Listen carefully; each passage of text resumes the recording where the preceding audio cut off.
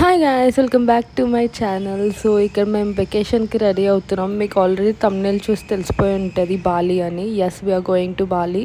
And ఇలాంటి videos చాలా వచ్చి ఉంటాయి, but this one will be special because మేము ఫేస్ చేసిన ప్రాబ్లమ్స్ అండ్ మేము చేసిన మిస్టేక్స్ లేదంటే మేము చూసిన ఛాలెంజెస్ అన్నీ ఈ వీడియోలో వస్తాయి. మీరు please do watch other vlogs also, coming vlogs. So మాకు ఫ్లైట్ టైం వచ్చేసి అరౌండ్ 11 ఎంతో. సో మేము 9కి రీచ్ అయిపోయాం, 8కే రీచ్ అయిపోయాం. అన్నీ కంప్లీట్ చేసుకునేటప్పటికి మాకు 9:30 అయింది.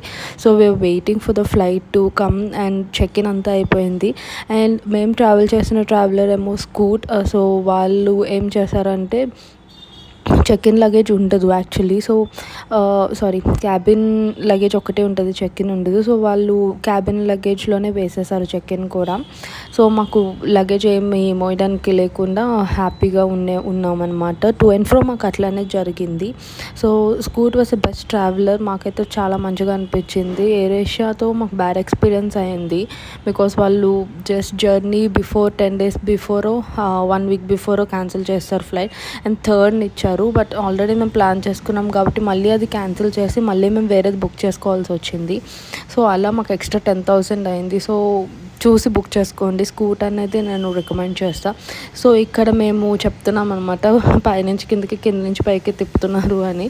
సో మొత్తం మీద చెక్ ఇన్ అయిపోతుంది and we are super excited to check in అనమాట.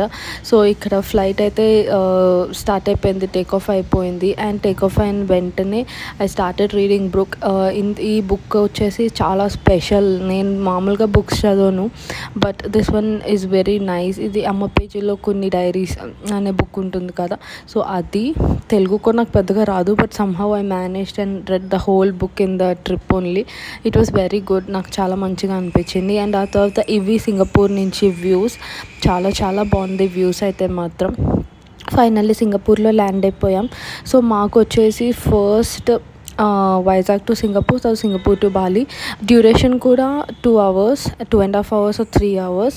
అండ్ మాకు మధ్యలో గ్యాప్ కూడా పెద్ద లేదు. So it was like 1.5 to 2 hours అంతే.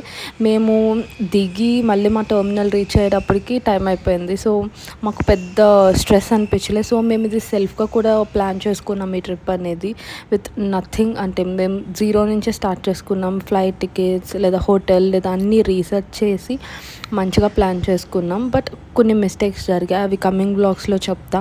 సో ఫైనల్లీ సింగపూర్ ఎయిర్పోర్ట్ అయితే రీచ్ అయిపోయాం. చాలా పెద్దది, నడవడానికి చాలా టైం పట్టేసింది.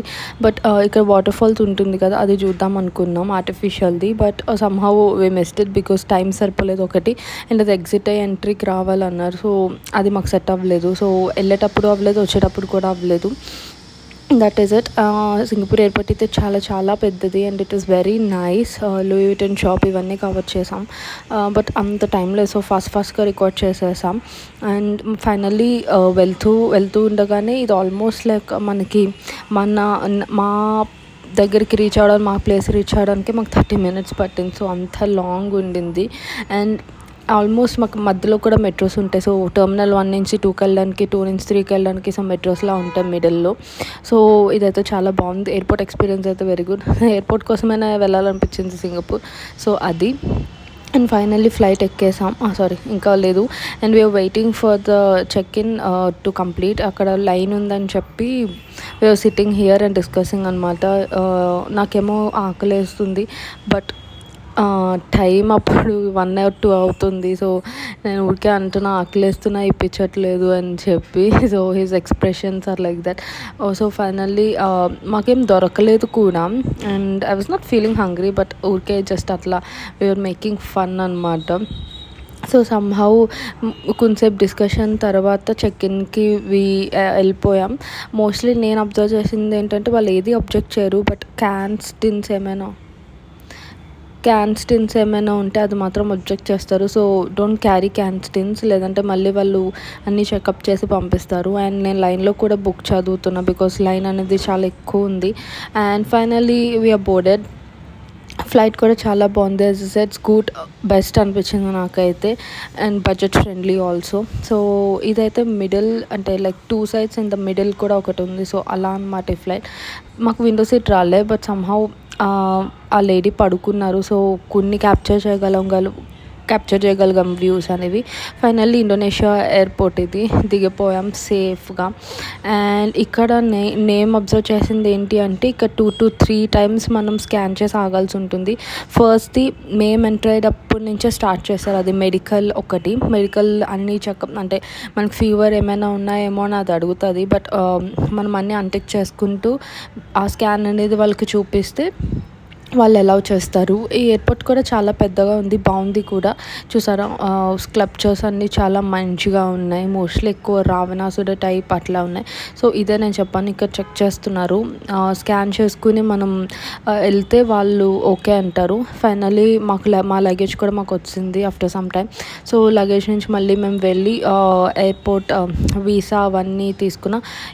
ఇప్పుడు వీసా అందరూ like on time arrival visa తీసేసుకుంటున్నారు. మేమైతే మేక్ మై ట్రిప్ నుంచి తీసుకున్నాం. మీరు ఎందులో నుంచి అయినా తీసుకోవచ్చు. అండ్ ఇక్కడ గోజాక్ దీనికోసం బుక్ చేసుకున్నాం. అండ్ ఇక్కడ ఇండోనేషియాలో గోజాక్ అండ్ గ్రాబ్ ఎక్కువ యూస్ చేస్తారు. మేమైతే గోజాక్ తీసుకున్నాం బికాస్ అది కొంచెం కాస్ట్ తక్కువ అండ్ కార్స్ అయితే చాలా చాలా బాగున్నాయి. సో ఫైనల్లీ మేము గోజాక్ బుక్ చేసేసుకుని ఎక్కేసాం. అండ్ ఇది అరౌండ్ మాకు 500 ఇండియన్ రూపీస్ పడింది ఎయిర్పోర్ట్ నుంచి మా ప్లేస్కి. సో వ్యూస్ అన్నీ చాలా బాగున్నాయి, మీకు అచ్చం ఇండియాలో అనిపిస్తుంది. For more